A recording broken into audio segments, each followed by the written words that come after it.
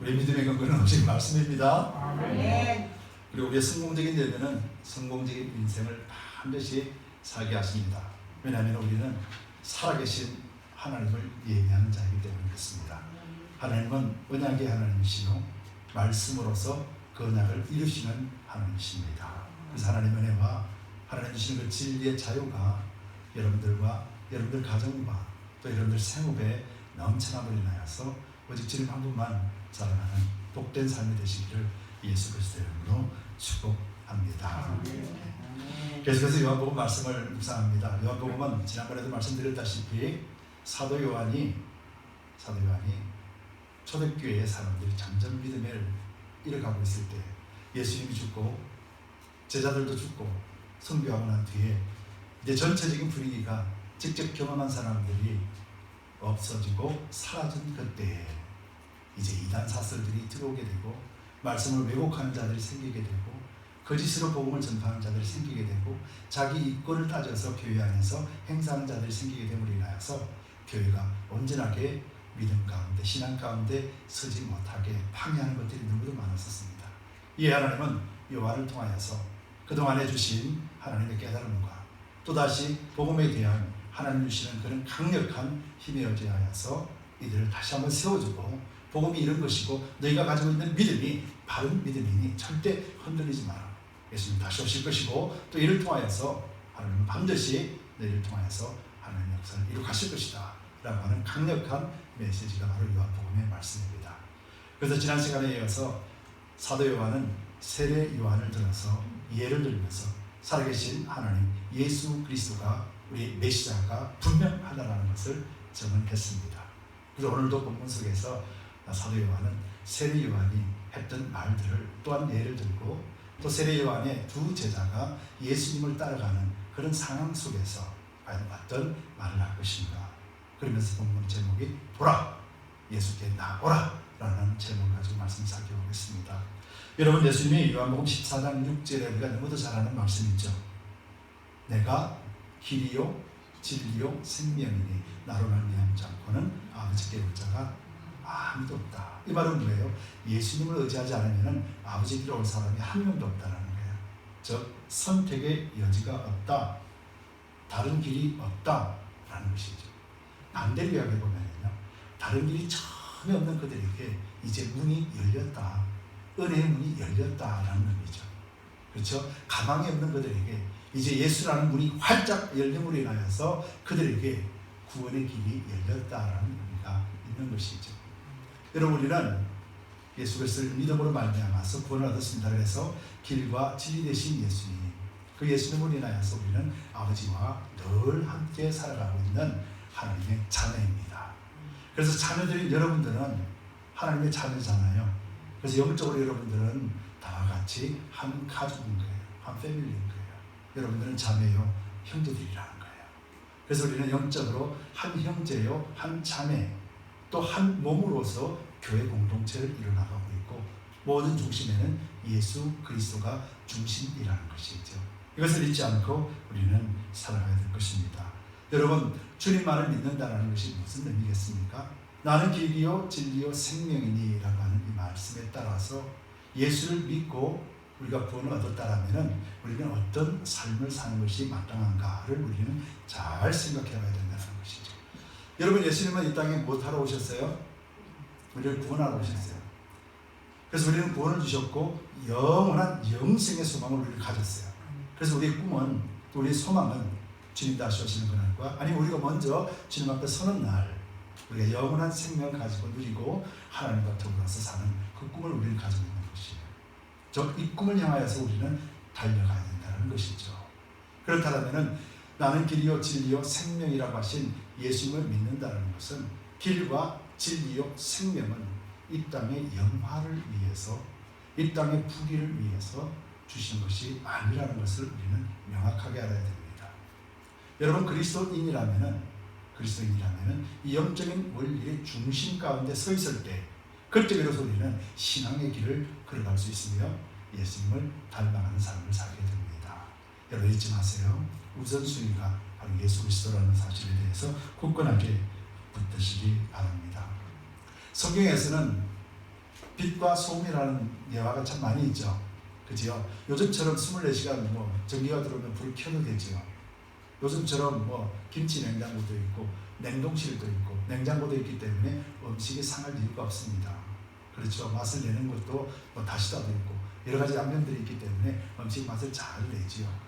근데 성경에서 말하는 빛과 소금이라는 것은 예수님 당시 또 초대교회 당시는 전기가 어디 있었습니까? 불을 밝히는 것이 뭐예요? 촛불이었잖아요. 촛불이었고 또 음식이 상하지 않도록 하기 위해서 소금을 사용하는 것이잖아요. 그리고 또 밋밋한 맛을 더하기 위해서 소금으로 간을 하는 것이거든요. 즉 먹는 것과 밝히는 것에 대해서 예수님은 비유로 말씀하시면서 그리스도인의 삶이 바로 촛불과 같이 그리고 또 소금과 같이 그러한 삶이다 라고 우리에게 가르쳐줘요. 즉 무슨 말이냐면은 촛불은 자신을 태웁니다. 자기 자신이 녹아가면서 밝히는 것이잖아요. 소금도 들어가서 흔적 없이 사라지면서 맛을 내고 또 흔적 없이 사라지면서 상하지 아니하도록 역할을 감당하는 것이죠. 바로 이것이 그리스도인을 모시고 살아가는 나는 생명이요 길이라고 하신 주님만이 의지하고 나아가는 나는 길이요 생명이요 나는 길이요 진리요 생명이라고 하신 예수 그리스도를 믿는 사람의 삶의 모습이 되어야 됨을 감정하고 있는 것입니다. 그래서 저와 여러분들의 삶은 이 땅을 향하는 이 땅에서 사는 삶이 아니라 이 땅에서 뭔가를 해내고 이 땅에서 뭔가를 기쁨을 누리고 이것이 다가 아니라는 거예요. 여러분들이 이 땅에서도 마음껏 누리시기 바랍니다. 하나님 주신 것들을 마음껏 누리시기 바랍니다. 그런데 그 목적이 이 땅 제한해서는 안 된다는 것이죠. 한 걸음 더 나아가서 우리의 삶, 그리스도인의 삶이 사람들에게 내 자신이 헌신되어져서 밝히 보여줄 수 있는 자가 되어야 되고 내 자신이 헌신되어져서 소금같이 상하지 아니하도록 그 무리들이 상하지 아니하도록 보관하고 또 잘 맛있는 음식처럼 맛을 잘 낼 수 있는 그런 삶을 살아내도록 하는 역할이 바로 저와 여러분들의 역할입니다. 여러분 이것을 가장 잘 보여주신 분이 예수님이시죠.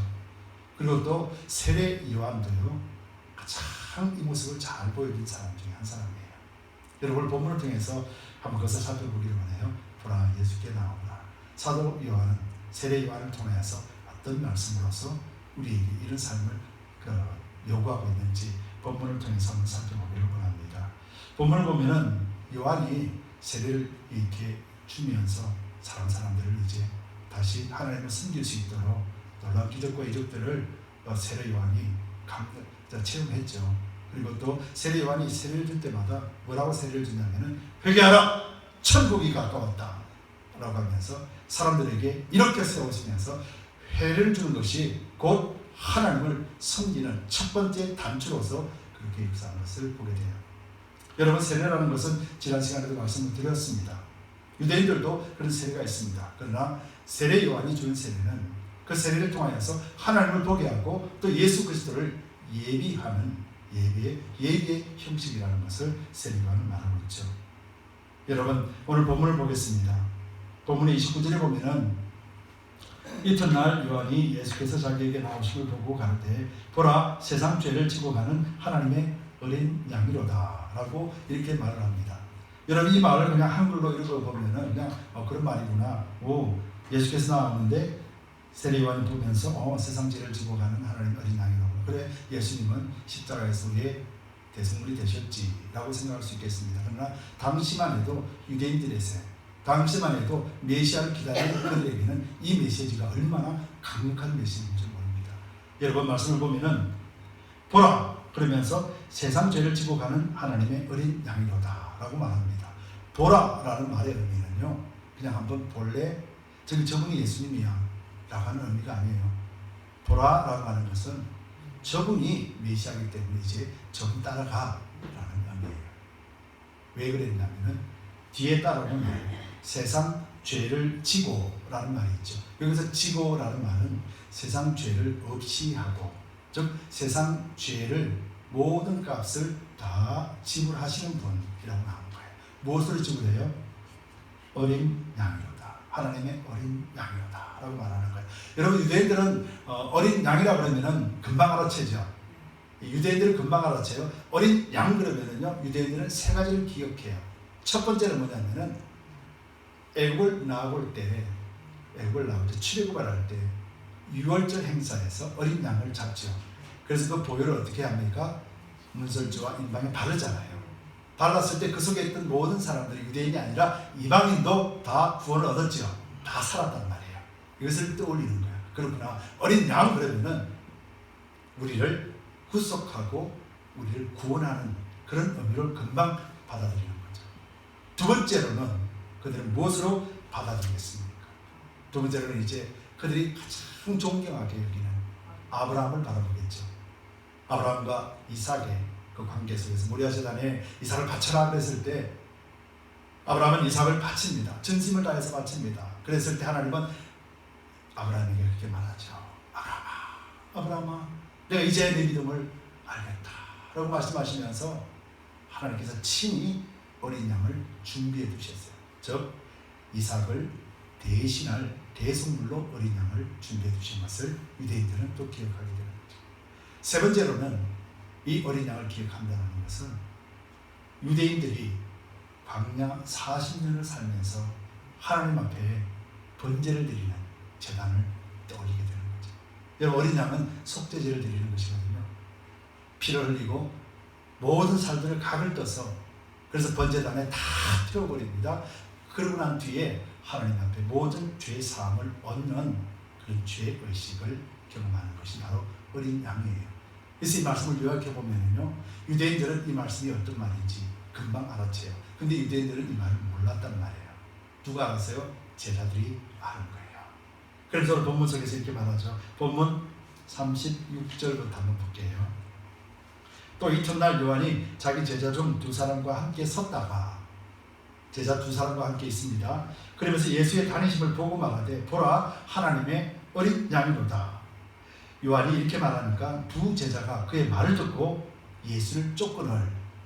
무슨 말이에요? 세례 요한이 보라 라고 하면서 하나님의 어린 양이다 라고 말했을 때 제자들은 금방 그 말을 캐치하고 세례 요한을 떠나서 예수님을 따라간다는 거예요. 인간적으로 보면은 참 괘씸한 일이죠. 그렇죠? 그동안에 선생님하고 이렇게 여기다가 저분이 메시아다 그러니까 뒤도 안 돌아보고 따라가 버리는 것이죠. 여러분, 이 모습에 대해서 나중에 이제 제자들이 다가와서 세례 요한에게 불평하는 내용이 또 나와요. 그것이 이제 3장에 가보면 나오거든요. anyway, 그래서 이제 제자들이 그 말을 듣고 지금 예수님을 따라가는 거예요. 조금 전에 설명했듯이 제자들이 보라 하나님의 어린 양이라는 그 말을 듣고 저분이 메시아구나 라고 바로 알 수가 있었다는 것이죠. 바로 이 어린 양에 대한 비유를 통해서. 그런데 예수님이 뒤따라오는 그들을 돌아봅니다. 그러면서 잡니다. 무엇을 구하느냐 라고 묻습니다. 예수님이 그들에게 묻습니다. 너희가 원하는 것이 무엇이냐 라고 물어봅니다. 그런데 제자들이 뒤따라오다가 뭐라고 얘기합니까? 라비여 어디 계시옵니까? 라비여 어디 계시옵니까? 이 말은요, 예수님 집이 어디십니까? 라고 묻는 말이 아니에요. 라비여 어디 계시옵니까? 라는 말은 예수님의 삶을 이야기하는데요. 예수님 지금 어떻게 살고 계십니까? 예수님 지금 어떤 모습으로 살고 계십니까? 메시아는 어떤 모습으로 살고 있습니다. 나도 그 삶을 살기를 원합니다 라는 의미예요. 라비여 어디 계십니까? 여러분들이 기도할 때 주여 라고 부르짖고 기도하잖아요. 목적이 있잖아요. 단순하게 부르는 이름 아니잖아요.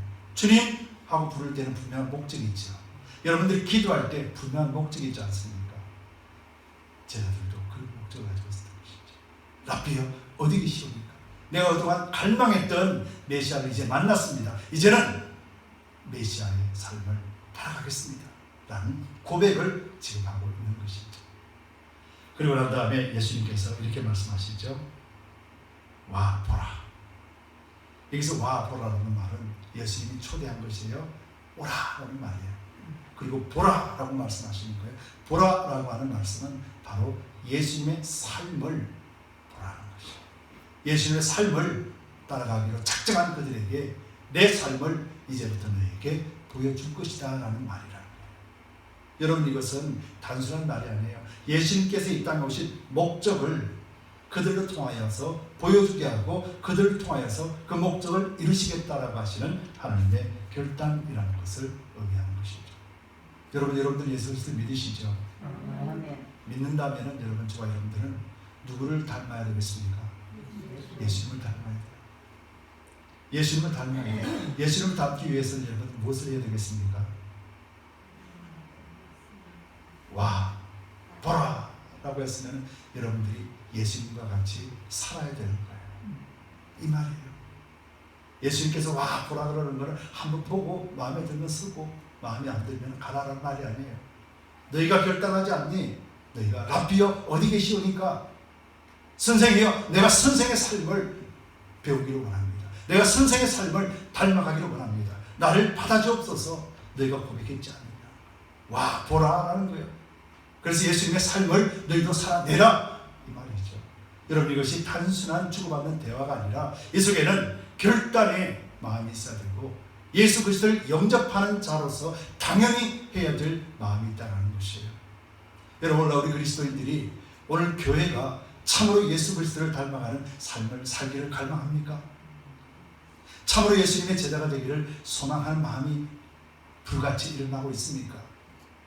아니면 세상 사람들과 똑같은 모습, 세상 사람들과 그런 모습을 살아가면서 우상을 따르는 자들과 세상 따르는 자들과 똑같은 모습으로 하나님을, 살아계신 하나님을 죽은 우상처럼 그렇게 여기고 있지는 않느냐는 것이죠.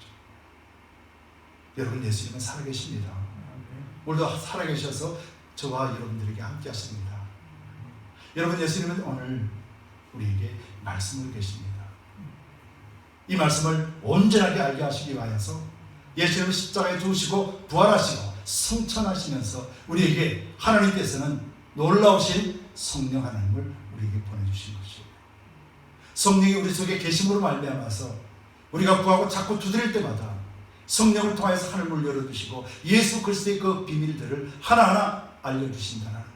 우리가 성령을 의지하여서 구하고 찾고 두드릴 때마다 예수님의 삶의 모습을 우리 삶을 통해서 나타내게 하고 우리 삶을 통해서 드러나게 하기 위하여서 성령이 그런 권세와 능력으로 우리의 삶을, 우리의 인격을 변화시킨다는 것이죠. 와, 보라. 오늘도 예수님은 저와 여러분들에게 와, 보라라고 말하는 거예요. 예수님 어디 계십니까? 주님 어디 계십니까? 이 사업 좀 잘 되게 해주세요. 주님 어디 있습니까? 내 출세 좀 하게 해주세요. 주님 어디 있습니까? 이제는 이런 기도가 아니라 주님 어디 계십니까? 내가 주님을 닮아가기를 원합니다. 내가 이 땅에서 주님께서 원하셨던 그 삶을 살아내기를 원합니다. 그래서 이것에 필요한 모든 것들을 하나님 공급해 주세요. 남들보다 뒤처지 않게 해주세요. 남들보다 물질 많이 있게 해주세요. 그래서 이걸 통해서 하나님의 영광을 드러내게 하시고 이걸 통해서 세상에 예수 그리스도를 나타내고 증언하는 삶을 살게 해주세요. 우리 기도가 이렇게 바뀌어야 되는 거예요. 똑같은 구원이지만 목적이 다르잖아요. 와보라. 랍비 어디 계시오니까? 예수님 이젠 예수님의 삶을 살기를 원합니다. 와보라. 내가 너에게 가르쳐 주리라 라고 말씀하셨잖아요. 그랬을 때 이 제자들은 참된 제자가 되었어요. 이 제자들이 어떤 모습이었는지를 3장에 나와 있는데요. 3장 30절을 보면 참 재밌는 대목이 나와요. 3장 30절에 보면 세례 요한이 엄청난 고백을 합니다. 세례 요한이 어떤 고백을 하냐면은 3장 30절에서 그는 흥하여야 하겠고 나는 쇠하여야 하리라 합니다. 이 말이 무슨 말이에요? 예수님은 흥해야 되겠고 세례 요한 자신은 쇠하여야 되리라는 말이에요. 그렇죠? 이 고백이 어디서 나왔냐면은 3장을 보면은요. 이제 세례 요한이 세례를 막 주기 시작할 때 사람들로부터 굉장히 많은 놀라움을 줬습니다. 세례를 줄 때마다 회개하는 소리들이 나타나기 시작했고 사람들이 세례 요한 하면은 모르는 사람이 없을 정도였어요. 많은 사람들이 세례 요한을 따라왔습니다. 그리고 세례 요한을 통하여서 예수님에게 세례를 줄 때 성령의 놀라우신 능력을 보고 그분이 하나님의 아들이다, 메시아라고 자랑했습니다. 그때부터 이제 예수님을 따르는 제자들이 생기기 시작했어요. 세례 요한으로부터 나갔던 제자들도 있고 세례 요한 다른 사람들도 있죠. 예수님을 따라다니는 제자들이 이제부터는 그들이 세례를 주기 막 시작합니다. 막 세례를 주기 시작하고 사람들이 몰려오기 시작하는 것이에요. 그럴 때에 세례 요한의 제자가 찾아와서 이렇게 얘기하는 거예요. 선생님, 이건 아니잖아요. 저 사람들 다 우리한테 와야 되는데 왜 다 저기 갑니까? 저 사람들이 뭔 능력이 있다고? 선생님이 그동안에 얼마나 한 게 많은데 근데 그들이 다 저기로 갑니까? 저 나쁜 놈들 아닙니까? 이건 아니죠. 이 인간의 도리도 아니죠. 이 상도리가 없는 것 아닙니까? 라고 세례 요한에게 말을 했던 거예요. 그럴 때 세례 요한이 그렇게 말하는 거예요. 신랑 신부의 비유를 통하여서 신랑 친구가 신랑의 그 즐거움만으로도 신랑 친구는 기뻐하고 즐거워한다 하면서 한 말이 그는 흥하여야 하겠고 나는 쇠하여야 하리라 라고 말한 것이에요. 여러분 이것은 겸손이죠. 여러분 그리스도인이라고 하면요 누구만을 나타내야 되겠습니까? 오직 예수님만 나타내야 돼요. 그리스도인인데 예수님이 2번 되면 안 돼요. 성도라고 하는데 예수님이 2번으로 두면 안 된다라는 거예요. 예수님은 항상 1번이 되셔야 돼요. 예수님이 1번이 되실 때, 예수님이 머리가 되실 때, 예수님은 모든 것을 충만하게 하시는 분이세요.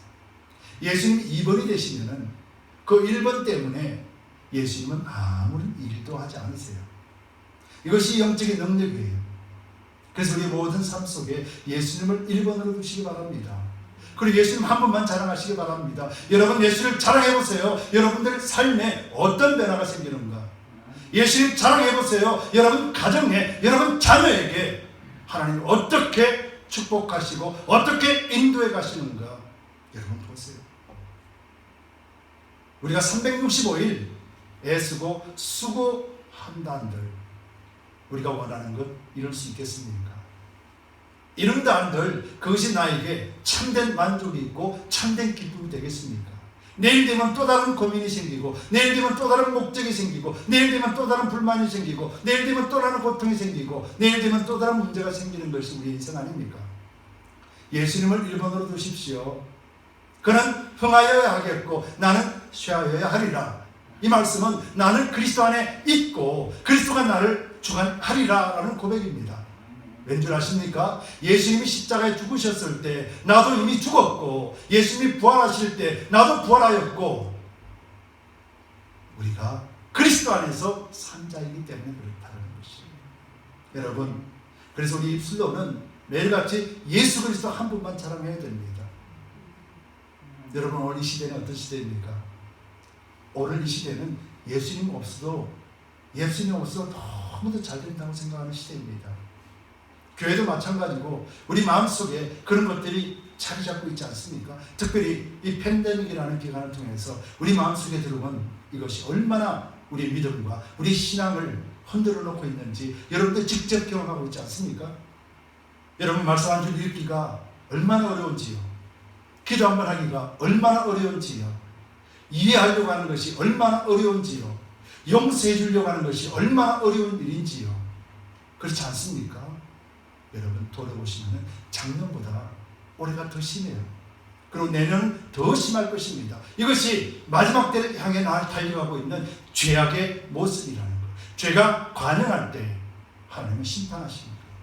죄가 관영할 때 심판하시는 거예요. 이 말은 무슨 말입니까? 하나님이 끝까지 참고 또 참고 또 참으실 때까지 우리에게 기회를 준다는 거예요.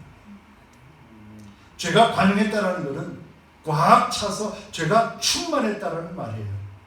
꽉꽉 눌러도 충만하지 않게 하나님은 그 기회와 그 시간들을 더 많이 늘려서 주시는 것이에요. 지난번에도 말씀드렸죠. 믿음의 사람들이 부르짖는 자들의 소리가 이 땅에서 충만해지면 예수님 오시는 날이라. 예수님이 아직 안 오시는 것은 우리가 부르짖고 간구하고 기도하지 않기 때문에요. 왜요? 우리가 멸망의 길에 서 있기 때문에. 예수님 오시면은 저와 여러분들이 멸망의 길에서 사망의 길에서 죽을 수밖에 없기 때문에 예수님이 안 오시는 거지요. 근데 우리는 뭐 하고 있습니까? 우리는 말씀을 내던져버리고 기도 내던져버리고 하나님 찬양하는 마음 내던져버리고 예수 그리스도를 내던져버리고 그래서 육체를 따라서 살고 있지 않습니까? 그런데 이것이 너무도 당연하다라고 여기는 시대가 바로 이 팬데믹 시대라는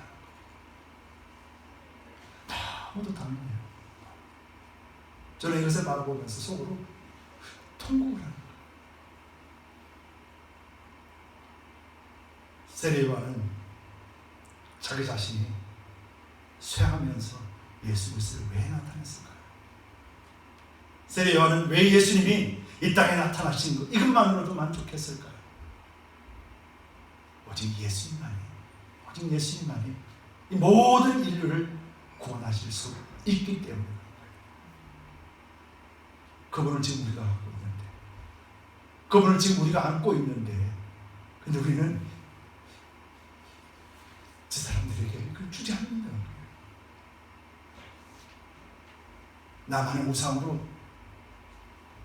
우상으로 남겨놓고 필요할 때마다 문을 열고 달라달라 외치고 그것을 주면은 다시 문 닫아놓고 또 세상에 살아가는 모습, 이것이 그리스도인이라고 한다면 우리가 세상에 무엇을 보여줄 수 있겠습니까? 우리가 무엇으로 세상에 소망을 줄 수 있겠습니까? 세례요한이 제자들에게 보라, 하나님의 어린 아이다. 제자들아, 저분이 메시아다. 이제 저분 따라가 라고 내어주는 거예요. 세례요한이 그렇게 말했습니다. 보라, 하나님의 어린 양이로다. 이 말들은 제자는 금방 알았습니다. 저분이 나의 죄를 대속하실 분. 성령이 그렇게 깨닫게 해주시는 거예요. 여러분, 이제 저와 여러분들이 세상에서 보라, 예수 그리스도를 보라 라고 말해야 되지 않겠습니까? 보라, 하나님의 어린 양이로다. 예수 그리스도만이 길이요 진리요 생명이니 예수를 믿고 구원받으세요 라고 하는 이 말이 우리 예수를 나타내야 되지 않겠습니까? 우리가 무엇을 자랑할 수 있겠습니까? 저는 보세요. 내가 뭘 자랑할 수 있겠습니까? 세상적으로 보면 여러분들보다 너무너무 모질합니다. 육체적으로 봐도 여러분들보다 너무너무 모질합니다. 그런데 저는 자랑할 것이 있습니다. 예수 그리스도 한 분이면 됩니다. 저와 여러분들이 똑같아요. 여러분들 그렇지 않습니까? 여러분들도 예수 그리스도 한 분이면 만족하지 않습니까? 이제 다시 돌아가야 됩니다. 다시 돌아가서 보라, 하나님의 어린 양이로다. 여러분들 신령으로 육체에 선포하시기 바랍니다. 보라, 하나님의 어린 양이로다. 여러분 가슴에 손을 얹고 한번 선포합시다. 자신에게 선포합시다. 보라, 하나님의 어린 양이로다. 아멘. 그래서 우리 육체가 하나님의 말씀으로 쳐서 복종시키고 우리 육체가 그리스도 안에서 다시 부활하는 그날까지 하나님의 귀한 동력으로 하나님의 선한 일들을 만들어내는 그런 역사를 우리가 체험할 줄 믿습니다. 여러분, 예수님은 살아계십니다. 예수님은 이렇게 말씀하셨습니다. 요한복음 12장 49절에서 50절에 보면 내가 내 자유로 말하는 것이 아니요 나를 보내신 아버지께서 나의 말할 것과 이룰 것을 친히 명령하여 주셨으니 나는 그의 명령이 영생인 줄 아노라. 그러므로 나의 이르는 것은 내 아버지께서 내게 말씀하신 그대로 이르노라 하시니라. 여러분들이 예수님을 특별히 포장해서 자랑할 것 하나도 없습니다. 예수 그리스도만이 길이요 진리요 생명입니다. 예수 그리스도만이 우리의 구원주십니다. 예수님의 십자가만이 우리를 구원하실 것입니다. 여러분 담대하게 외치고 한 주간 하나님의 선한 일꾼으로서 여러분들 기쁨이 충만해지시기를 예수 그리스도로 축복합니다.